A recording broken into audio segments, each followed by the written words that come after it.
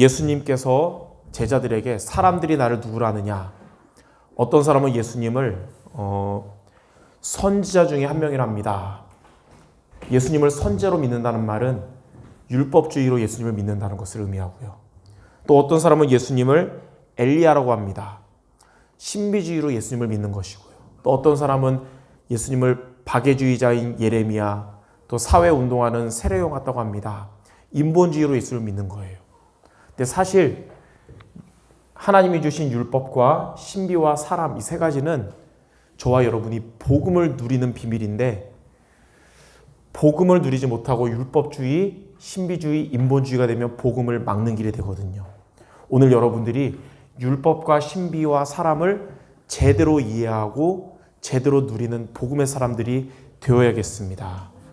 그래서 먼저 첫 번째로, 율법을 우리가 시원찮게 알면 망하게 되지만 율법을 제대로 알면 복음을 깨닫는 길이 됩니다. 율법을 시원찮게 안다는 것은 율법주의가 되는 거예요. 그러나 우리가 율법을 제대로 알면 이 율법은 저와 여러분이 복음을 깨닫게 되는 길이 되는 것입니다. 이 첫 번째 거를 오늘 우리가 붙잡을 것이고요. 두 번째는, 우리가 신비를 잘못 알면 불경건주의, 또 불건전한 신비주의가 됩니다. 그러나 우리가 신비를 제대로 알면 복음의 능력을 체험하는 길이 되는 것입니다. 자, 그리고 우리가 세 번째로 볼 것은, 우리가 살면서 많은 사람과의 관계가 있지만 사람을 잘못 알면 둘 다 무너지는 인본주의가 되지만, 우리가 사람을 제대로 바로 알면 사람을 살리는 복음의 응답을 받는 길이 될 것입니다. 오늘 이 세 가지를 우리가 제대로 알고 붙잡아야겠어요. 자, 그럼 먼저 첫 번째로, 율법을 우리가 시원찮게 안다는 것이 무엇일까요? 율법을 시원찮게 안다는 것. 크게 두 가지로 잘못 알고 있는 거예요. 첫 번째로, 율법을 구원의 길이라고 생각하는 것입니다. 바리새인들이 이렇게 믿었잖아요. 율법이 구원의 길이라고 생각하는 거예요.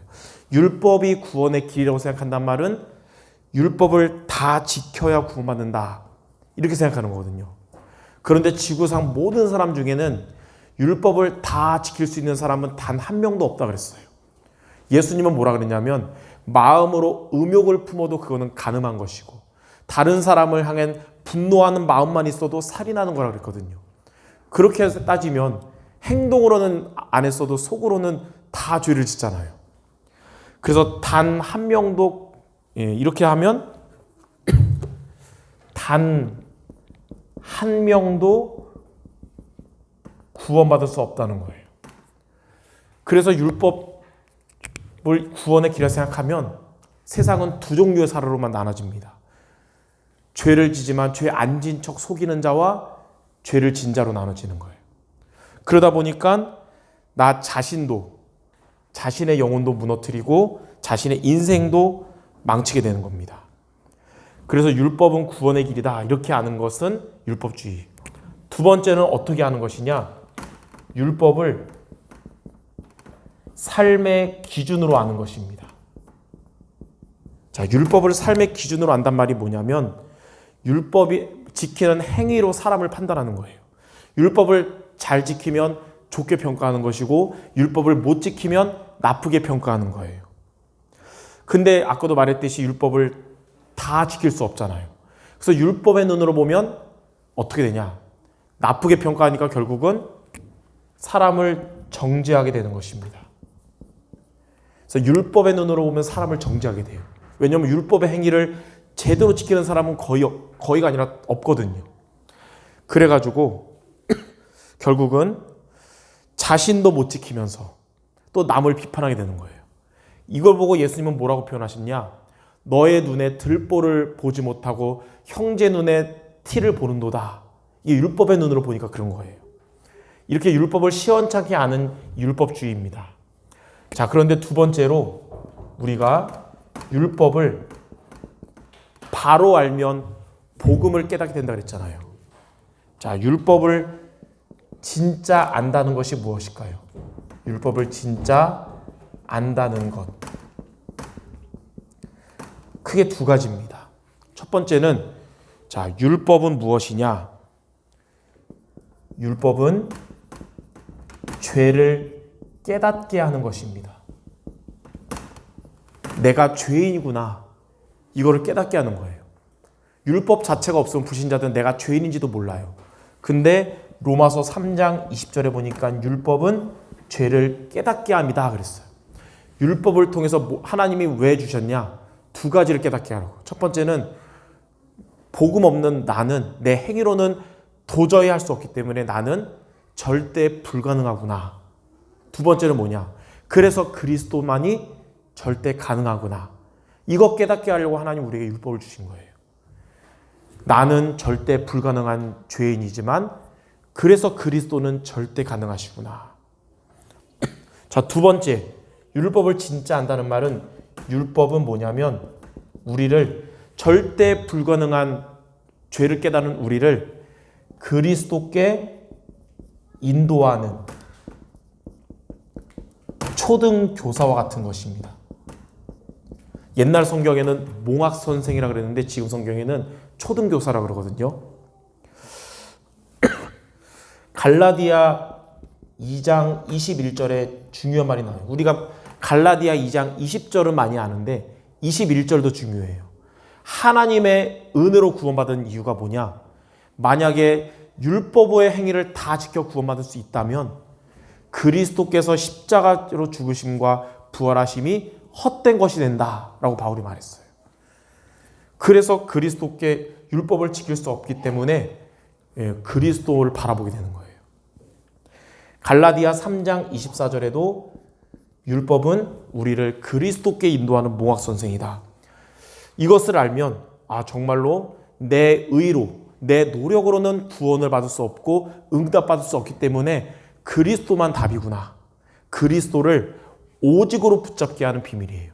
여러분이 율법을 제대로 알면 나는 절대 불가능한 존재요. 그리스도를 오직으로 붙잡는 그리스도는 절대 가능한 존재구나. 이것 깨닫게 하려고 하나님 우리에게 율법을 주신 것입니다. 자, 그래서 우리가 율법을 정확하게 누리려면 두 가지가 돼야 돼요. 첫 번째는 뭐냐? 구원의 은혜에 감사하는 저와 여러분이 돼야 됩니다. 왜냐하면 우리의 행위로 구원받은 자가 단 한 명도 없고 100% 하나님의 은혜로 구원받았다는 사실을 인정하게 되는 거예요. 그래서 에베소서 2장 9절에 행위에서 난 것이 아니니 누구든지 자랑하지 못하게 함이라.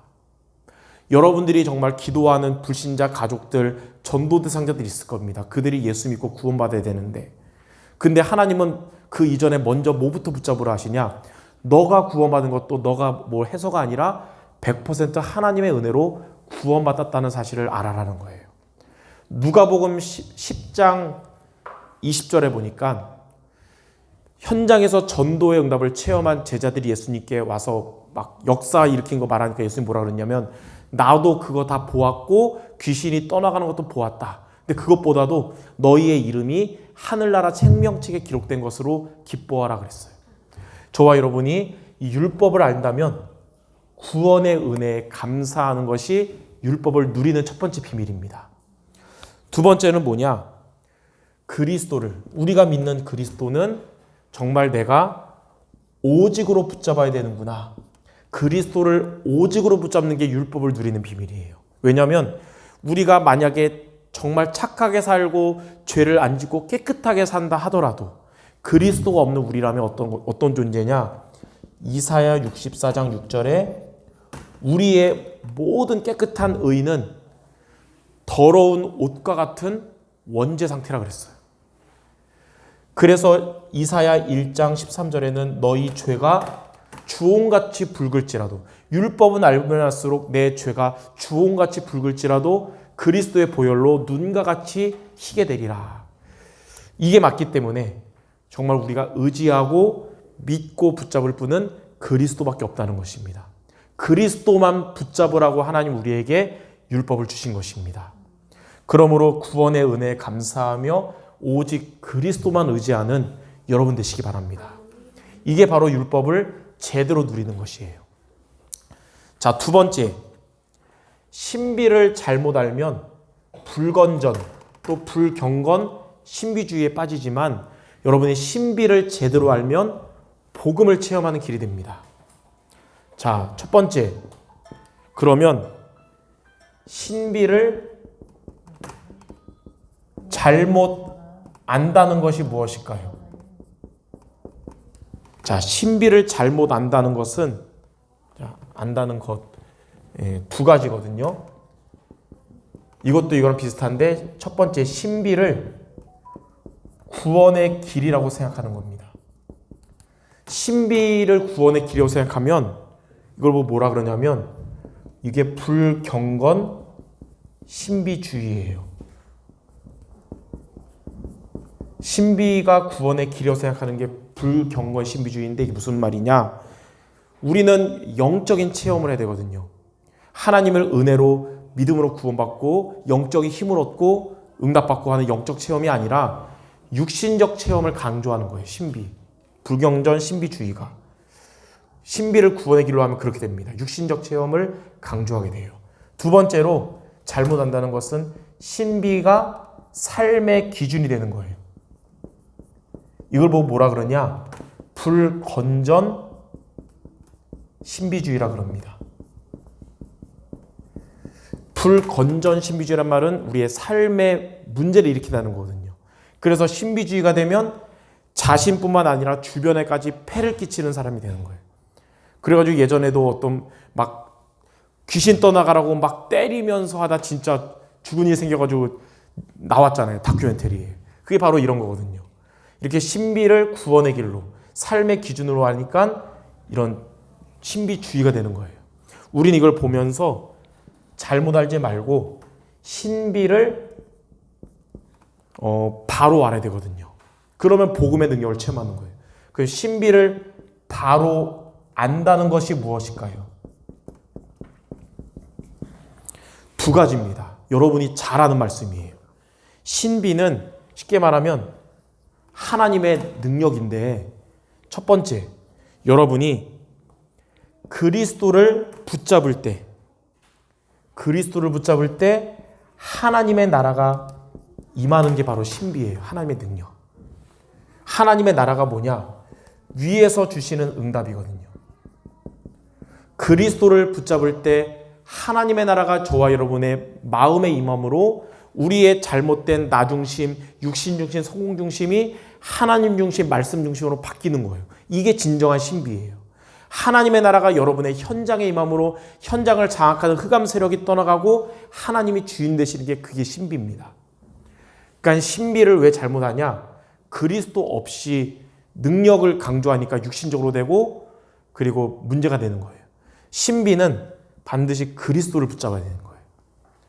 두 번째로 신비는 뭐냐? 그리스도를 누릴 때 임하는 오직 성령이 임하는 것이거든요. 이게 뭐냐면 위로부터 주시는 힘이에요. 오직 성령이 저와 여러분에게 임하는 것을 보고 나를 살리는 성령 충만이라고 그러고 오직 성령이 여러분이 있는 현장에 임하는 게 바로 모든 사람 살리는 성령의 역사라는 것입니다. 그래서 신비는 뭐냐? 그리스도를 붙잡고 누릴 때 하나님의 나라가 임하고 오직 성령이 역사하는 거예요. 이를 붙잡을 때 3과 8의 역사가 바로 신비라는 것입니다. 자, 그래서 우리는 이걸 보면서 신비를 바로 누리려면 어떻게 하면 되냐? 아까도 말했듯이 신비는 그리스도를 붙잡고 누려야 되는데 세 가지로 붙잡을 때 복음의 능력을 체험합니다. 첫 번째는 말씀을 통해서 여러분이 그리스도를 붙잡으면 어떤 복음의 능력, 신비를 체험하냐? 보좌에서 임하는 보좌의 축복과 능력이 여러분에게 임하는 거예요. 그러면 이번 주 강단처럼 우리가 알고 있고 믿고 있는 그리스도로 결론 나도록 하나님 우리에게 은혜 주실 겁니다. 자, 또 그리스도를 기도로 누리는 거예요. 그리스도를 기도로 누릴 때 시 공간을 초월하는 하나님의 역사가 일어나는 게 그게 신비입니다. 그게 바로 하나님의 나라가 여러분과 현장에 임하게 되는 거예요.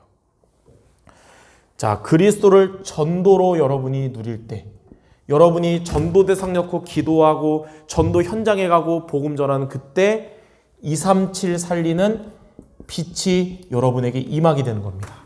하나님 여러분에게 성령 충만 주시고 여러분이 전도하는 현장에 그들에게 성령으로 역사하실 겁니다. 자, 이렇게 그리스도를 말씀과 기도와 전도로 누리는 게 진정한 하나님의 능력인 신비를 체험하는 비밀입니다. 이렇게 그리스도 없이 육신적으로 불건전으로 잘못 알지 말는 신비주의 되지 말고 그리스도 안에서 제대로 신비를 누리는 복음 체험하는 여러분 되시기를 바랍니다. 자, 세 번째, 사람을 잘못 알면 나도 상대도 다 무너지는 인본주의가 되지만 사람을 여러분이 제대로 알면 나도 살고 그 사람 살리는 복음의 응답을 받게 되거든요. 그럼 첫 번째, 저와 여러분이 사람을 잘못 안다는 것이 무엇일까요?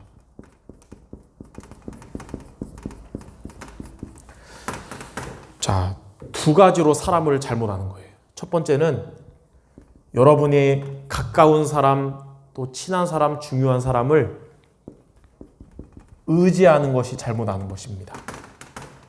여러분이 사람을 의지하면 할수록 사람에게 상처를 받고 배신감을 느끼게 되고 그러다 보니까 나도 실족해서 넘어지게 됩니다. 왜 그럴까요? 사람은 좋은, 훌륭하고 정말 사랑할 사람이지만 그리스도가 아니거든요. 그리스도가 아니기 때문에 저와 여러분 의지의 대상이 아니에요. 근데 의지한 만큼 가까운 사람한테 더 이렇게 고통을 받게 되는 겁니다. 자, 두 번째, 사람을 잘못 한다는 것이 뭐냐면 사람이 기준되는 거예요. 우리는 복음이 기준돼야 되는데 사람이 기준되는 게 그걸 뭐라 그러냐면 이걸 보고 나중심이라 그럽니다. 내 생각대로 가고 내 감정 따라가고 내 경험 따라가고 이러다 보니까 이게 인본주의잖아요. 하나님의 응답을 받지 못하고 이러다 보니까 하나님의 응답 못 받으니까 우리가 인간관계에서도 한계가 오는 거예요. 그럼 무너지는 거, 갈등 오는 거거든요. 그래서 사람은 소중한 존재요, 사랑할 존재지만 의지의 대상, 또 기준이 돼서는 안 된다는 거예요. 이걸 보고 인본주의라고 하는 것입니다. 그럼 어떻게 되느냐? 두 번째, 여러분은 사람을 바로 알면 복음의 응답을 받는데 그럼 사람을 바로 안다는 것이 무엇일까요? 두 가지입니다. 이제 여러분은 여러분과 관계된 사람들을 의지의 대상이나 기준으로 삼지 말고 첫 번째, 여러분은 관계된 사람들을 살릴 대상으로 보시기 바랍니다. 다시 말해서 그들은 어떤 자냐? 그리스도가 필요한 자들이에요. 구원을 받아야 될 전도 대상자로 보시기 바랍니다. 여러분의 사랑하는 가족들, 여러분의 가장 친한 친구들, 여러분 직장의 중요한 사람들을 전도 대상자로 봐야 됩니다. 그리고 그들을 어떤 눈으로 보냐? 전도의 눈으로 보시기 바랍니다. 이게 사람을 바로 보는 거예요. 자, 그러면 여러분은 사람 때문에 상처받거나 배신감 느끼거나 사람 때문에 무너지는 일이 없을 겁니다. 하나님을 의지하며 사람은 살릴 대상이니까요.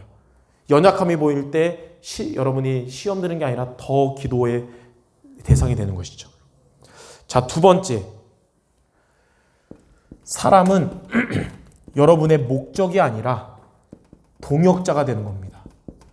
사람이 목적이 아니에요. 사람 바로 하나님이 여러분의 목적이고 하나님을 향해 함께 볼 수 있는 사람이 되는 거예요. 바울에게 의지의 대상이 아니라 하나님의 뜻을 이루는 동역자가 된 자가 바로 브리스가 부부고요. 아하방 때 고난의 시기 때 엘리야에게 엘리사에게 오바댜가 의지의 대상이 아니라 하나님을 목적으로 하나님 바라보며 하나님의 뜻을 이루는 도단성 운동하는 동역자가 된 거예요. 여러분에게 교회의 소중한 사람들, 가족들, 현장에 있는 가까운 사람들이 의지의 대상 되지 말고 동역자가 되도록 기도하시기 바랍니다. 그래서 사람을 어떻게 봐야 되냐? 복음으로 살릴 대상이요 하나님의 뜻을 이룰 동역자로 보는 것이 바로 보는 거예요. 이렇게 사람을 의지하거나 기준으로 삼지 말고 이렇게 복음과 전도의 대상으로 보시는 여러분 되기 바랍니다. 자, 그러면 이렇게 사람을 바로 누리려면 우리가 어떻게 하면 되냐? 목사님, 저는 사람을 바로 누려야 되는데도 자꾸 의지하게 되고 기준되는데 어떻게 하면 됩니까? 여러분이 하나님을 의지해야 됩니다. 하나님을 의지해야 우리는 사람을 의지하지 않게 되고요. 하나님을 의지하는 자에게 하나님은 사람을 살리는 응답을 주시는 거예요. 여러분이 기도하는 자들을 살려야 되잖아요. 그들을 의지하지 말고 하나님을 의지하시기 바랍니다. 그런데 하나님을 의지하는 방법이 뭐냐? 그게 바로 말씀을 의지하는 것입니다. 하나님을 믿는다는 것은 하나님의 말씀을 믿는 거기 때문에 말씀을 의지함으로써 여러분이 하나님을 의지할 때 사람을 의지하지 않게 되고 사람을 살리는 응답을 받게 되는 거예요. 그래서 우리가 많이 제가 설교 때마다 많이 말씀하는 성경 구절 중에 하나인 시편 37편 5절 여호와를 의지하면 여호와가 이루어 주실 것이다. 하나님을 의지하면 말씀 의지하면 하나님이 사람 살리는 응답을 이루어 주실 것입니다. 이렇게 오늘 하나님의 복음을 누리는 율법과 신비와 사람을 복음 안에서 제대로 누리면서 복음을 깨닫고 복음의 능력을 체험하고 복음의 열매를 맺는 우리 모든 성도 되시기를 주님의 이름으로 축원합니다. 기도하고 마치겠습니다. 하나님께서 우리에게 주신 율법을 통해서 복음을 제대로 깨닫게 하시고 하나님의 능력인 신비를 그리스도 안에서 체험하는 우리 모두 되게 하시며 하나님 우리에게 붙여준 많은 소중한 사람들을 하나님을 의지하면서 살리는 복음에 응답받는 우리 모두 되게 하여 주시옵소서. 예수 그리스도 이름으로 기도드립니다. 아멘.